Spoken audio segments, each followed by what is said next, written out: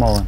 Brad Booth just said he's all in. That cash just looks so sweet. Throw your hand away, Phil. Yeah. And Phil does. Brad Yukon Booth was untouchable. At least that's what he thought. But when the ultimate bet scandal hit, millions vanished overnight. Trust was shattered, and the world watched as one of poker's brightest stars spiraled into chaos. This is the story of how Yukon Brad went from high-stakes legend to cautionary tale in a single hand. Brad Booth's story begins on September 20th, 1976, in Vancouver, British Columbia. But the real roots of who he became were planted in a small, working-class town called Mission. His parents tried their best to keep him on a safe path. Their big motivation tactic was simple: graduate high school, get a car. But Brad had other plans. Plans that involved cards, chips, and a table he couldn't stop imagining. That obsession started early, thanks to his grandfather, a local barber. When the shop was quiet and customers were scarce, the old man would hand young Brad a deck of cards and a few chips. Brad would sit there alone, playing 5-card draw by himself, pretending there were other players at the table. No noise, no crowd, just cards and imagination. That's where the love took hold. As a teenager, that love turned into commitment. Brad didn't just want to play poker, he needed to play. He would hitchhike for over an hour just to reach the nearest card rooms in Canada. If the night went well, he'd reward himself with a bus ride home.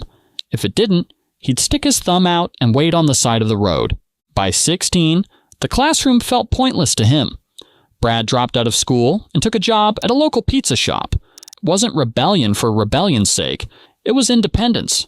He worked odd jobs, delivered pizzas, and saved every dollar with one goal in mind: building a bankroll.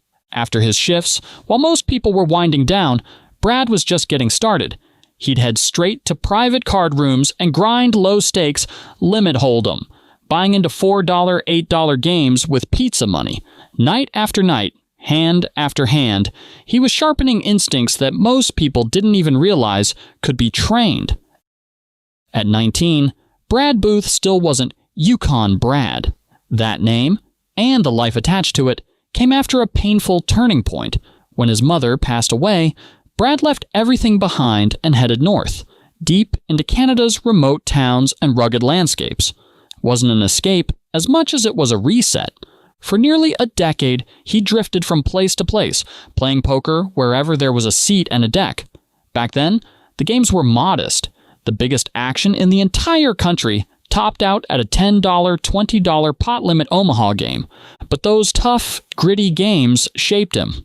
Somewhere along that long stretch of cold roads and smoky rooms, the nickname Yukon Brad stuck, and so did the reputation. Fearless, relentless, sharp.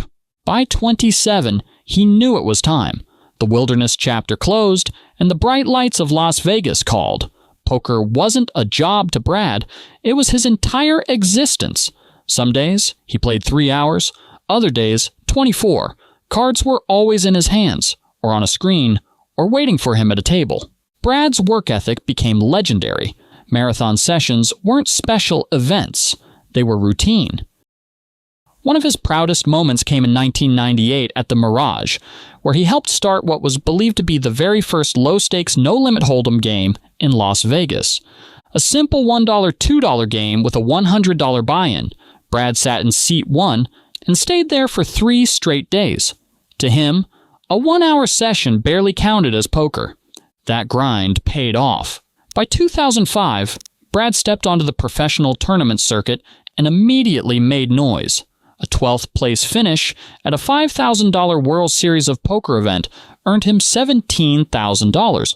Soon after, a runner-up finish at the Bellagio added another $88,000. He was no longer just surviving, he was arriving. Then came 2006, the year everything clicked. Brad powered his way to 3rd place at the WPT Mandalay Bay Championship, walking away with over $319,000. More deep runs followed, and suddenly Yukon Brad wasn't a nickname anymore. It was a brand. The reputation earned him an invite to Season 3 of high-stakes poker. Not just a seat, but a statement. A $1 million buy-in. The game was $300 to $600 no-limit Holdem, and the table was stacked with legends: Phil Ivey, David Benjamin, Antonio Esfandiari, Patrick Antonius. No warm-up, no safety net. And then came the hand. Brad pulled off one of the most famous bluffs in televised poker history, firing a massive river bet with absolutely nothing. Somehow, he pushed Phil Ivey off pocket kings in a pot that ballooned past $500,000. That moment echoed across the poker world. One hand turned Yukon Brad into must-watch television. He followed it up with an appearance on Poker After Dark during International Week, finishing second behind Patrick Antonius. By then, his image was locked in. Fearless, aggressive, unflinching, a true symbol of the mid-2000s poker boom. Off camera, the stakes only got bigger. Brad became a regular in Las Vegas' highest games, battling in 300 to 600 and 500 to 1,000 no-limit Holdem lineups. Inside Bobby's room at the Bellagio, he went head-to-head with legends like Doyle Brunson and Chip Reese, and belonged there. At the peak of it all, Brad barely left the Bellagio. For a year and a half, he lived out of a suite, spending around $25,000 a month and rarely stepping outside. Weeks blurred together. Days disappeared. But he didn't mind. To him, there was no better life than walking from a modest chip game straight into Bobby's room. For years, he was convinced live poker was exactly where he belonged. The lights, the reads, the pressure, the people. That was his element, and for a long time, he wasn't wrong. Live poker had been very good to him, but from 2007 to 2012, his online results were telling a completely different story. Over that stretch, he lost roughly $4.2 million playing online, a number that would crush almost anyone. Booth himself was clear about the split. Nearly all of those losses came from online poker, not live games. What made it worse was that not all of those losses were fair. Booth was caught right in the middle of one of the ugliest scandals poker has ever seen, the Ultimate Bet superuser scandal. Insiders at the site were using illicit software that allowed them to see opponents' hole cards in real time. It was poker with X-ray vision, and it completely destroyed the integrity of the game. This cheating operation ran for years, primarily between 2006 and 2007, and it targeted the highest stakes games. The biggest winners on the site became the biggest targets. Booth, who was a regular in those games during the height of the poker boom, was hit hard. Estimates vary, but Booth believed around $2.5 million of his losses came directly from being cheated. The scale of the scandal was staggering. Key figures, including a former World Series of Poker champion, were linked to the operation. Between Ultimate Bet and its sister site, Absolute Poker, total losses were believed to exceed $50 million. Professionals who trusted the site were systematically drained, and Booth was one of the most visible victims. Ultimate Bet eventually admitted its software had been compromised and promised restitution. Booth was told he would be paid back. He did receive a small portion, but before the full settlement could be completed, Black Friday hit. The site collapsed, and the rest of the money simply vanished. There was no closure, no clean ending, just another rug pulled out from under him. After that, Booth was never quite the same player. He began borrowing money to stay afloat, convincing himself he could grind his way back. Instead, much of that money went straight back into online games. The losses piled up, the bankroll evaporated, and the lifestyle he once lived became a distant memory. He later described the shift as going from playing for exotic cars every day to scraping by for something barely roadworthy. By 2012, the situation had grown far more serious. Gambling addiction had taken hold, fueled by heavy drinking and desperation. Booth was no longer just losing money. He was accumulating debts across the poker world. Friends, acquaintances, and fellow professionals began to feel the fallout. One of the most public examples involved Doug Polk. Booth reached out asking for help getting back into online poker, requesting a balance transfer. At first, it seemed harmless.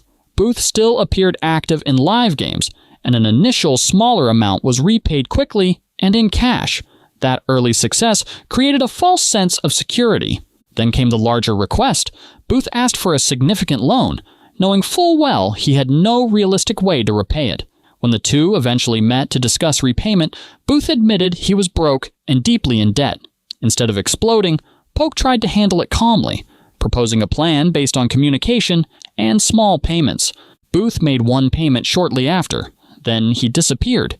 He changed his phone number, left the country, and stopped responding entirely. The poker community reacted swiftly and harshly. Online forums lit up, reputations were shredded, and Booth's name became synonymous with broken trust. Eventually, he resurfaced with a video apology, admitting he owed the money and openly condemning his own behavior. He promised a plan involving tournament backing and future winnings, but by then, faith was thin. A gentleman by the name of Doug had given me an online poker transfer on luck, and me not being able to pay it back. Despite everything, Booth couldn't fully walk away from poker. He returned to high-stakes live games in Las Vegas, chasing the version of himself that once thrived there. For a brief moment, it seemed like he might claw back some ground, but the comeback never materialized. He later admitted he had simply fallen back into the same destructive patterns. Eventually, the Las Vegas chapter ended. Booth moved first to Arizona, then California, trying to rebuild his life away from the spotlight. The adjustment was brutal. Dropping down in stakes was humbling in a way few elite players ever experience. Chips that once felt meaningless now carried real weight. Survival replaced dominance. Then, suddenly, Booth vanished again. This time, completely. After weeks without contact, a missing person report was filed. Friends, family, and the poker community were left guessing. Some hoped he had simply gone off-grid to clear his head. Others feared something far worse. A month passed with no answers, and the silence grew heavier. In September 2020, the waiting finally ended. Word came that Booth was alive. The confirmation was brief and vague, but it was enough. The truth later emerged. Booth had taken his roommate's truck, said he was going camping, and disappeared into the wilderness for weeks. No phone, no contact, just isolation. Those weeks weren't an escape for fun, they were a reckoning. Alone in the woods, Booth confronted the reality of his life and the damage he'd caused. He came to see his past behavior as rooted in something deeper than bad luck or poor decisions. It was a sickness, and it needed to be addressed. Years later, in 2025, Booth finally re-emerged publicly. In an open interview, he spoke candidly about his past, his debts, and his plan to make things right. He didn't dodge questions or shift blame. He acknowledged the harm and accepted responsibility. Quite tricky. I think I probably used my borrowing power in a way I shouldn't have. Now, Booth grinds low-stakes cash games in Oregon. Far removed from the glory days, the climb back is slow, and he knows it. Paying off old debts will take years, not months. But this time, he's focused on communication, transparency, and staying grounded.